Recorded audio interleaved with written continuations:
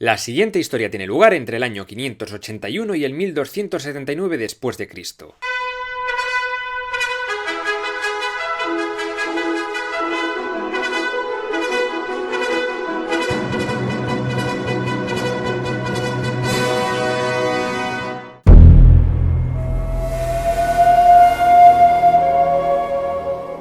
Como ya dije en el episodio anterior, la dinastía Sui fue fundada por un general que se autoproclamó emperador Wenti. Puso la capital en Chang'an, a la que renombró Da Xing, reformó la administración y patrocinó el budismo todo lo que pudo. Uno de los grandes cambios fue la creación de exámenes oficiales para entrar a trabajar en la administración. Medían tu conocimiento de cultura y cosas así, en vez de obtener el puesto por el mero hecho de ser un aristócrata. Ahora si empollabas podías ganar pasta independientemente de tu clase social, lo cual está muy bien.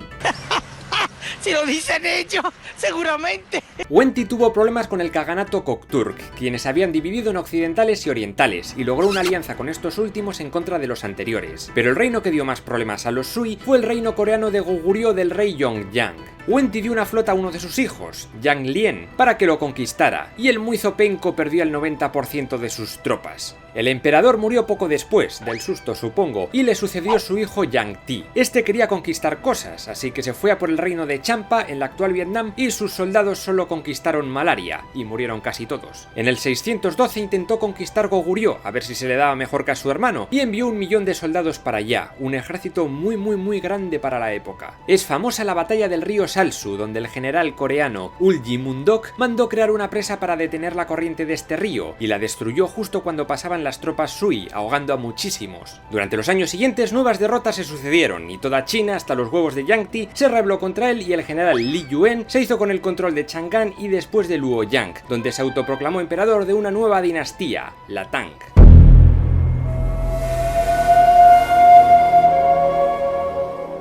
Li Yuen, o mejor dicho, el emperador Cao Tzu, se sentó en el trono y fundó la dinastía Tang, que duró 300 años y fue una de las más prósperas de la historia de China. Logró pacificar todo el territorio usando la violencia, pero también la diplomacia y el perdón, y nobles Sui y rebeldes se quedaron en sus puestos jurando fidelidad al nuevo líder. Entre las novedades que introdujo este tipo está la creación de nuevas monedas, nuevos códigos legales y menos budistas en la corte porque eran muy rarunos. ¿Qué dice, hippie colgado? Pocos años después, en el 626, comenzó a reinar su ambicioso hijo Li Shimin, mejor conocido como Taizong, después de dar un golpe de estado conocido como el incidente de la puerta de Xuangu. Mató a su hermano mayor cuando entraba en el palacio de Taiyigong de Chang'an, y después forzó la abdicación de su padre, que estaba dentro. Vaya cabrón le salió el niño, pero lo cierto es que Taizong se convirtió en uno de los mejores gobernantes de todo Chinatown. Se crearon escuelas estatales y se continuó con el sistema de exámenes para funcionarios, aunque todavía había muchos clanes guays copando puestos de poder. Al igual que a su padre, a este tipo no le molaban nada los budistas, cuyos templos se habían llenado de corrupción y mierdas. Intentó sustituirles a todos por monjes taoístas que le caían mejor. Eso sí, en sus últimos años de reinado, tuvo buena relación con el famoso monje budista Xuanzang, quien había peregrinado a la India para recopilar conocimientos de Buda. Este personaje inspiró la novela del siglo XVI Viaje al Oeste, también conocida como Las aventuras del rey mono. Taizong logró algo impensable, vencer a los Kokturks. Resulta que los turcos estos eran prácticamente invencibles por sus jinetes lanzaflechas. La infantería china no podía hacer nada contra ellos, y la gran muralla china, que fue ampliada, no lograba contenerlos. Estos nómadas campaban a sus anchas por China, pero a Taizong se le ocurrió comprarles todos los caballos que pudo y tras entrenarles con soldados logró crear un ejército que sometió definitivamente a esta gente. Incluso fue nombrado Kagan Celestial de la Estepa. Muchos jinetes turcos acabarían formando parte del ejército imperial y se creó una gran caballería pesada armada con arcos y lanzas y protegidos por armaduras de escamas. Muchos de estos fueron enviados a los confines del imperio a luchar en diversas campañas, como una en el desierto de Gobi contra los nómadas Xianbei de Tuyujun, contra el recién unificado imperio tibetano de Tufan, quienes profesaban el budismo lamaísta, y más tarde contra los coreanos de Goguryeo, liderados por el rey Yeon Gaesomun. El emperador Gaozong sucedió a su padre en el trono tras su muerte en el año 650 y continuó dando caña a los Kokturks, y su general Su Tianfang logró en el 657 conquistar a los turcos occidentales que quedaban cerca del lago Issyk-Kul, el actual Kirguistán. Logro desbloqueado. También continuó con la campaña en Corea. Aliado con el reino de Silla, conquistaron el reino de Baekje tras la batalla de Hwangsan. Como ya conté en los vídeos de Japón, el estado de Yamato intentó ayudar a los baekjanos, pero sufrieron una gran derrota en Hakusuki-noe. Poco después cayó Pyongyang y Goguryeo pasó a manos chinas. Después Kaozong traicionó a Silla y fue a por ellos, pero estos resistieron que te cagas de bien y no pudieron conquistarles. De hecho, Silla logró unificar toda la península coreana. Logro para Corea. ¡Bravo!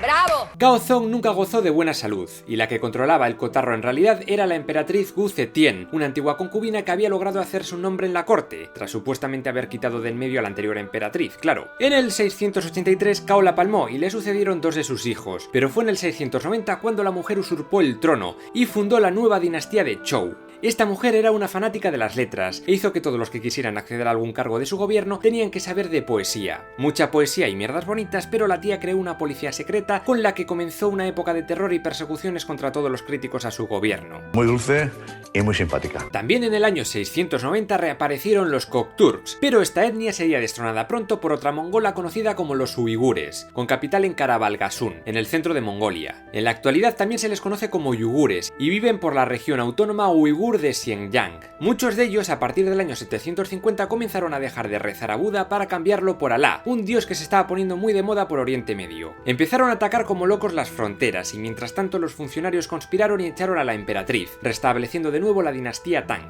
El siguiente emperador importante fue Xuanzong, que empezó a gobernar en el 713. Reinó durante cerca de 40 años y fue en esta época donde hubo grandes logros en literatura y en el arte. Gracias a la invención de la imprenta de bloques y la xilografía, se pudieron copiar rápidamente muchas obras, y la fundación de la Academia Imperial de Hanlin llevó los conocimientos del funcionariado. Hubo grandes poetas como Wang Wei, Li Bai y Tu Fu. En arte destacaron artistas como Wu Taozi, el considerado Miguel Ángel chino, pero del que no ha quedado nada, y Li Suxin, pionero del arte paisajístico chino. Y en Fujian se creó la ciudad costera de Changzhou, que en el futuro se convertiría en un potentísimo puerto comercial. Eso sí, Chang'an crecía como la espuma y se dice que llegó a tener más de 1 millón de habitantes, la ciudad más poblada del mundo en aquella época. Se reformó la administración, se potenció la meritocracia y se unificó el sistema de leyes, pero donde más hubo cambios fue en el ejército, ya que tuvieron que reforzar las guarniciones fronterizas ante los constantes ataques de nómadas. Y esto no vida esto. Los Tang sufrieron una derrota muy chunga en el 751 en la batalla de Talas contra los árabes, perdiendo sus territorios de Asia Central. La cosa no pintaba bien y peor que se iba a poner. Los últimos años de Xuanzong fueron un pitorreo. El viejo pasaba de reinar, prefería pasar horas y horas con su consorte, la bella Yang Kuifei, mientras las movidas en la corte entre el ministro jefe Li Linfu y otros funcionarios se sucedían, como Yang Kouchong, pariente de Kuifei y enchufado oficial. Es en este contexto cuando An Lushan, un general chino de orígenes turcos, comenzó la rebelión de An Lushan en el 755 y logró tomar Luoyang y Chang'an en un asedio brutal en el que se usaron grandes máquinas de asalto. Se dice que este conflicto fue uno de los más sangrientos de la humanidad,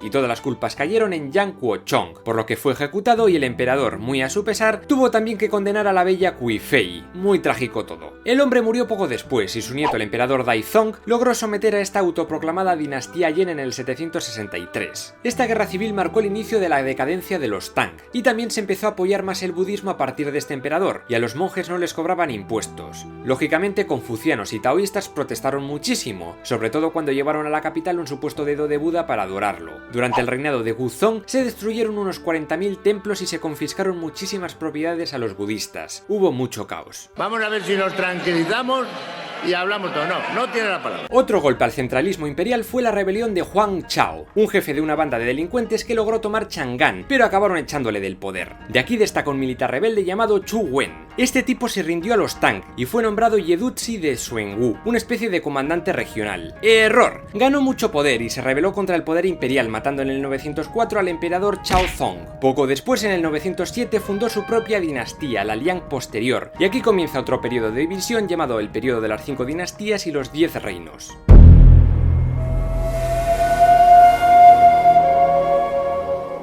China volvía a estar fragmentada en multitud de reinos. Lógicamente no todos reconocían a Chu Wen como señor supremo, como era el caso de Li Keyong y su hijo Li Xuanzhu, de ascendencia turca de la tribu de los Satuo. En el 923 mataron a los Liang para formar la dinastía Tang posterior. Conquistaron su anterior y todo parecía recuperarse, pero no. Un militar llamado Xi Jintang se alió con el imperio de Khitan o dinastía Liao, establecido en Manchuria y Mongolia, que eran proto-mongoles que habían dejado el nomadismo de la mano de su líder Abaoji, y la liaron parda con su poderosa caballería. De hecho, en su ejército solo había jinetes. Con esta ayuda, Jintang se convirtió en el emperador de Jin posterior. Luego estaba el pequeño estado Tangut, ubicado en la actual región autónoma de Hui de Ningxia. Eran un pueblo nómada, posiblemente descendiente de los Toba, y son conocidos por sus famosos mausoleos y su complejísimo sistema de escritura, solo descifrado en parte. No entiendo nada. Otro reino satélite fue el de Nanzhao, en la actual provincia de Yunnan, y formado por gentes de origen tai, pero que se habían adaptado al chino. Más tarde se convertiría en el estado Tali. El sur de China estuvo muy dividido en multitud de pequeños reinos. El más poderoso era Gu del Sur, pero los tanguidos del norte recuperaron su control e instauraron la dinastía Tang del Sur en el 937. En los años siguientes esta dinastía logró hacerse con el control de Min y Chu.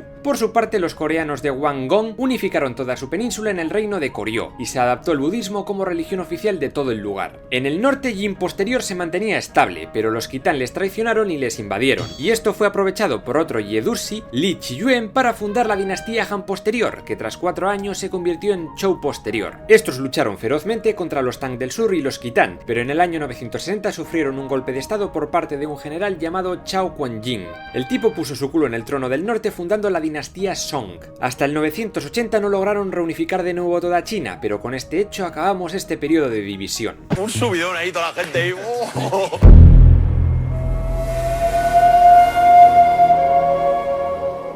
Como ya he dicho, la dinastía Song nació en el año 960 de la mano del general Chao Kuan-jing, con el nombre de emperador Taizu. Como viene siendo habitual, esta dinastía está dividida en dos épocas, la primera gobernada por la dinastía Song del norte, con capital en Bianjing, la actual Kaifeng, situada en el gran canal que unía los dos grandes ríos chinos. Tras él reinaron Taizong, Chenzong, Rezong. Fue una época de grandes reformas y de una economía boyante. Al igual que los Sui y los Tang, estos Song le dieron mucha caña al sistema de exámenes y méritos para burócratas. También dieron mucha libertad a todo lo artístico, filosófico y científico. Y es que en estos años no cesaron de aparecer nuevas invenciones, como el uso de la pólvora como explosivo, la brújula, la cartografía, la imprenta móvil, telares para fabricar ropas, la metalurgia del acero o el papel moneda, el primero del mundo. O lo que viene siendo que nos han robado el dinero. Estos primeros emperadores Song se preocuparon mucho de que la sociedad disfrutase un poco de la vida, y las ciudades se llenaron de fiestas, arte, música, teatro, literatura, espectáculos y clubes sociales donde daban té con pastas mientras echabas una partida al juego del Go o Wei Chi y al ajedrez chino o Xianqi.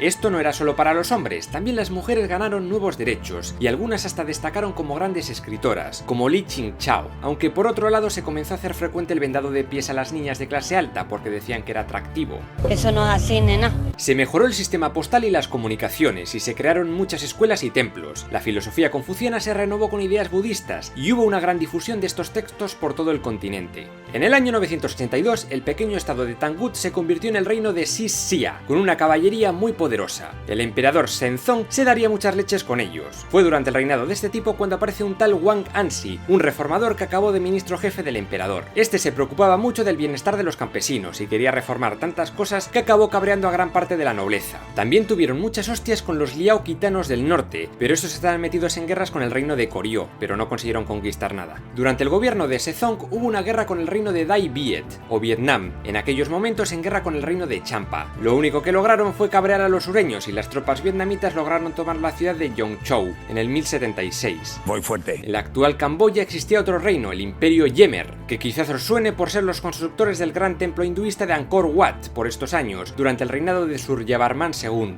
Es considerada la construcción religiosa más pepina del mundo. Yo flipo, te lo digo, En el año 1115 el emperador Huizong encontró la forma de derrotar a los Khitan o dinastía Liao. Resulta que dentro de este vasto imperio estaba la tribu de los Jurchen, unas gentes de Manchuria que llevaban sometidos mucho tiempo. Chinos y manchúes decidieron aliarse y juntos vencer a los Khitan, y gracias a ello los Jurchen estos formaron la dinastía Jin y se adueñaron de gran parte de Manchuria y Mongolia liderados por Wang Yanaguta. ¿Pero qué pasó? Que estos Jurchen vieron la debilidad del imperio Song, incluso se hicieron con mazo de sus armas y su líder Taizong decidió conquistarles. Es célebre el asedio de la ciudad de Kaifeng, donde se usaron unas escaleras de asedio para escalar las murallas. También excavaban túneles por por debajo de los muros y ponían explosivos de pólvora. Lógicamente, la ciudad cayó y el emperador fue hecho prisionero. Otro asedio famoso es el de la ciudad de Deán, donde usaron una manada de bueyes con los rabos prendidos en fuego que se llevaron a muchos por delante. Aunque este asedio no tuvo éxito, los Song perdieron el control de gran parte del norte, teniendo que trasladar su capital a Linan, la actual Hangzhou, también llamada Kinsai. Es aquí cuando comienza la dinastía de los Song del sur.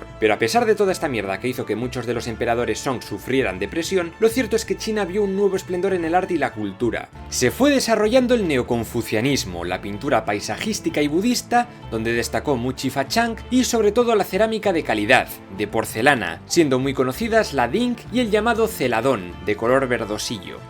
Precioso. Como el comercio marítimo ganó mucha relevancia, se crearon nuevas infraestructuras como faros y puertos, así como la primera compañía marítima permanente. Las grandes flotas de los Song fueron usadas en el río Yangtze para repeler a los Jin en muchas batallas, como la batalla naval de Tangtao, donde los Song incendiaron muchos barcos enemigos, o la batalla de Chaixi. Estos barcos se movían gracias a ruedas de paletas o a pedales, y entre sus armas se encontraban los trabucos con bombas de pólvora e incluso cohetes y cañones, lo que garantizó su victoria prácticamente siempre. Y también se cree que copiaron a los bizantinos el fuego griego, una especie de lanzallamas de petróleo. Los Songs tuvieron un ejército de infantería muy poderoso, compuesto por lanceros y ballesteros, y dejaron la caballería un poco de lado por la falta de caballos más que nada. Destacan los Peiwei, o caballería pesada, los típicos catafractos de caballos con armaduras. Finalmente estaban los artilleros, que usaban lanzapiedras o catapultas. Todos iban a hacer falta, pues un nuevo enemigo nacía en el norte, los mongoles, guerreros terribles descendientes de aquellos jinetes de las estepas. Su primer líder, o Gran Khan, fue Genghis Khan, coronado en el año 1206. ¡Miedo! En poco menos de un lustro, los tíos se expandieron por toda Asia Central, tomando la Samarcanda de los Jorasmios y pasando a controlar lo que ahora es Irán y Afganistán.